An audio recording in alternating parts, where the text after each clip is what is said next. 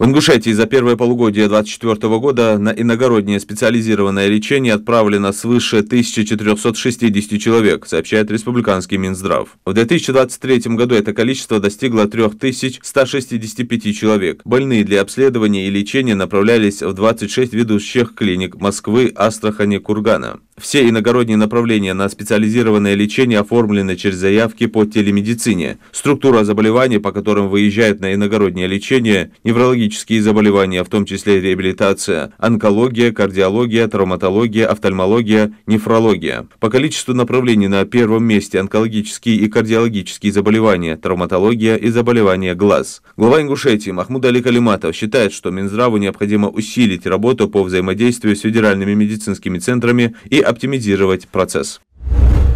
Сегодня Международный день борьбы с наркотическими средствами и их незаконным оборотом. Глобальная проблема наркотиков многогранна и затрагивает жизни миллионов людей по всему миру. Начиная с людей, страдающих от расстройств, связанных с употреблением психоактивных веществ, и заканчивая сообществами, борющимися с последствиями наркоторговли и организованной преступности. Влияние наркотиков является далеко идущим и сложным. Международный день борьбы с наркотическими средствами и их незаконным оборотом, или Всемирный день борьбы с наркотиками, отмечается ежегодно 26 июня с целью активизации действий и сотрудничества в достижении мира, свободного от наркотиков. Госдума приняла закон, исключающий полис ОСАГО из перечня обязательных документов при регистрации автомобиля. Поправки также разрешают снимать с регистрации похищенный или угнанный транспорт по заявлению владельца, а при продаже машины владелец сможет сразу снимать ее с учета в госавтоинспекции, а не через 10 дней после обращения в ведомство. В Ингушетии подвели итоги масштабного эко-марафона «Спаси Грута», который проводился под эгидой Комитета по делам молодежи и Минприроды Республики. В экологическом челлендже приняли участие 24 школы. Совместными усилиями ребятам удалось собрать рекордные 22 тонны макулатуры. Лидерами стали средняя общеобразовательная школа номер 2 города Малгобек, школа номер 30 сельского поселения Сыгапши, школа номер 3 города Карабулак. Министр природных ресурсов и экологии Ингушетии Саварбек Халахоев лично вручил победителям ценные призы. Один из них – оборудование для школьного медиацентра. Ребята выбрали сами. В Госдуме предложили штрафовать авиакомпании за отсутствие информации о рейсах. Сегодня в Госдуму вносится законопроект, предполагающий введение ответственности за ненадлежащее информирование об изменениях в расписании полетов. Поправки предлагается внести в Кодекс об административных правонарушениях. В КоАП предлагается ввести такую норму: неисполнение требования по обеспечению пассажиров в аэропорту визуальной и акустической информации влечет наложение административного штрафа на должностных лиц в размере 20 тысяч рублей, на индивидуальных предпринимателей и юридических лиц 200 тысяч рублей.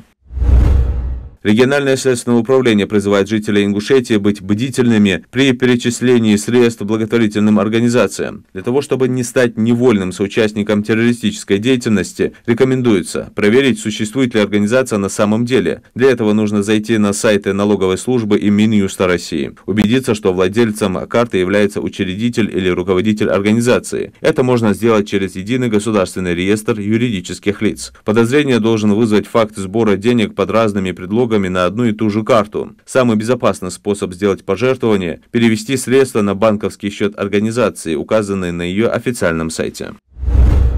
Педагогов вузов и колледжей освободят от заполнения излишней отчетности. Предлагается сократить до 2 перечень документов, обязательных для заполнения в СПО и в высших учебных заведениях. Рабочая программа дисциплин и экзаменационная и зачетная ведомость. Депутаты приняли в первом чтении законопроект о снижении бюрократической нагрузки на педагогов колледжей и преподавателей вузов за счет сокращения обязательной отчетности, перечень которой утвердят профильные министерства. Также поправками в статью 29 Федерального закона об образовании будет регламентирован порядок ответа образовательных организаций на поступающие запросы.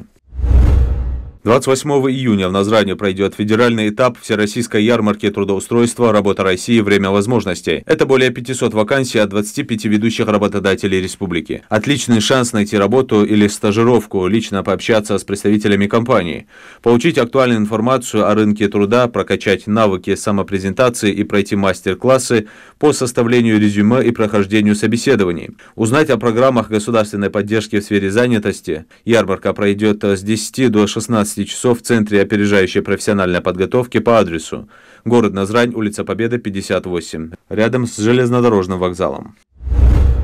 Соцфонд предупредил россиян о новом виде мошенничества. Мошенники звонят пенсионерам и представляются сотрудниками социального фонда. Они запугивают людей тем, что им скоро прекратят выплачивать пенсию, если те не подтвердят по телефону свой стаж. Злоумышленники предлагают записать гражданина на прием в МФЦ, просят отсканировать и прислать личные документы, а затем подтвердить запись кодом по СМС. Так они получают доступ к данным гражданина.